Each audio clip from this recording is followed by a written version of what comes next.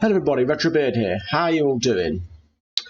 Time for today's news, or today's gaming news, to be more specific. Just to complete my June Games with Gold 2022 lineup. We've now got the complete lineup. Obviously, as you know, Avon Colony is out now. Super Meat Boy is out now. And obviously, Avon Colony's Xbox One. Super Meat Boy's Xbox 360, and then on June the 16th to July the 15th, we've got Project High Rise Architects Edition, and from June the 16th to the 30th, we've got Rascals. So there we go. That's that topic closed until July. Next, Sony reveals its plan to end the PlayStation 4 life cycle. So that's finally coming to an end now that PlayStation 5s are a bit more out there. PlayStation 4's lasted quite a while, in fairness. Quite a big generation. Sony's not given an exact date of when the PS4's officially going away, but it's going to be soon. So yeah. That's pretty interesting. I mean, I know a lot of people on here, like YouTubers and stuff, are always looking forwards, but I always find saying goodbye to an old console difficult. That's why I keep many of my old consoles. I mean, I don't have a PlayStation 4. I've got an Xbox One X, and I'm in a predicament right now. Part of me wants to take it to bits, put in an SSD drive, and then get an external SSD drive and make it last quite a bit longer that way, because it would make the OS far more snappy and the game loading will obviously be much quicker. Another part of me says, no, sell it, get an Xbox Series S and be done with it. So I don't know. But something to think about. I mean, what do you guys think? But on to the next story anyhow. Apparently the Xbox June update for Series consoles lets players reveal secret achievements. So Microsoft's announced that this update gives you the title, the achievement description and the gamer score. So that's a bit of a change, isn't it? These secret achievements are being revealed. They're not. You can choose to reveal them so they can remain secret or not be secret. And that's interesting. It makes no difference to me either way, to be honest. For some people, this is important.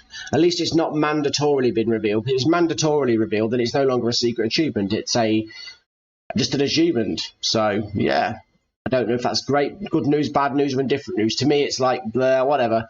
I don't know if this applies to Xbox One as well as Series, but I'll have a look on my Xbox One later, because I'm doing some work on it to try and speed it up, because the OS on my Xbox One X is so slow and sluggish. It's beyond practical and it's frustrating me. That's why I'm looking at either replacing it. I think once I've settled in with the Switch OLED, I might get a Series S. The only thing is I watch 4K Blu-rays occasionally, so I might buy a separate 4K Blu-ray player. I have to think about this. Anyway, on to the next story. Some pretty sad news. And this is Super Bomberman R Online are going to shut down its servers in December. And I have played this on stream before on my Xbox One, as some of the viewers might remember. I used to play it ever so often. So it's really sad. I know it's a free-to-play game, but some people have, spent money in it with the in-game currency. And I think I always hate seeing games go. And this is what I mean about why I get sad about things going forwards, because we say goodbye and lose so many great experiences in the name of progress. I felt that a bit when I've been playing my Xbox 360 recently. I've gone onto the servers, and so many servers are dead. I think, God, when I used to play this online, it was just literally thousands of people playing. Like Gears of War 3, I went on there. 50 people online. I used to play it, and there was 4,000 people on a bad day, you know what I mean? And it's just... I think there was tens of thousands at one point. So it's sad that your classic game servers become graveyards. The Space Marine game on the Xbox 360, nobody's on there. I mean, thank God on the Steam version, all the population seemed to have consolidated there, so I can still play that amazing game. Anyway, on to the next story. Sonic Frontiers. They've shown a new clip, and it shows the open world game in action, and it looks like a proper open world finally has come to the Sonic franchise. Yeah, it seems like you get the neon cyber hamster wheel for him. I know he's a hedgehog, but whatever. Yeah, you can run around openly and freely explore it. It's got giant robots, and all those Sonic staples, but in an open world comparable to Breath of the Wild. Set on the Starfall Islands. It's got powerful enemies, dense forests, waterfalls, and deserts. Fantastic. This could be what Sonic needs to enter the new generation, rather than all these traditional Sonics or attempts at reinventing the wheel. This should be interesting. It's probably not something I'd want, but I can really appreciate it on the behalf of others. And some pretty awesome Evercade news. And this really drove me doolally, because yesterday, after I uploaded my video and I had other things to do, this dropped, and I was like, oh my god! If I was just a few minutes later, I could have got this. But to tell you guys about first, straight hot off the the press, so to speak. But nonetheless, here we are now. So if you haven't heard about it, Evercade have released a new, or are releasing a new handheld console to replace their original Evercade called the EXP. Apparently it's got something really awesome. It's got vertical functionality where you tip the screen up and you can play it like, because some arcade games obviously back in the day were vertical, and this will, for one of the first times, allow you to play games vertically, like some of the shoot 'em ups and stuff. And as you can see, the controls will allow that, so that's bloody fantastic. They've enhanced the specs on it to be comparable to the VS, so it can hook up to TVs and give you glorious or inglorious 720p. Pre-orders for the Evercade EXP limited edition, which is a black version rather than the usual whitey grey, are actually up right now. So fly over to Funstock or wherever it is, if that's what you want, off Blaze. Oh yes, Funstock. I'm right. Go over to Funstock and do your pre-order. It's 180 quid for the limited version, this limited edition black. Funstock ships worldwide, so if you're in overseas from the UK, you can still get one. The standard edition is only £130.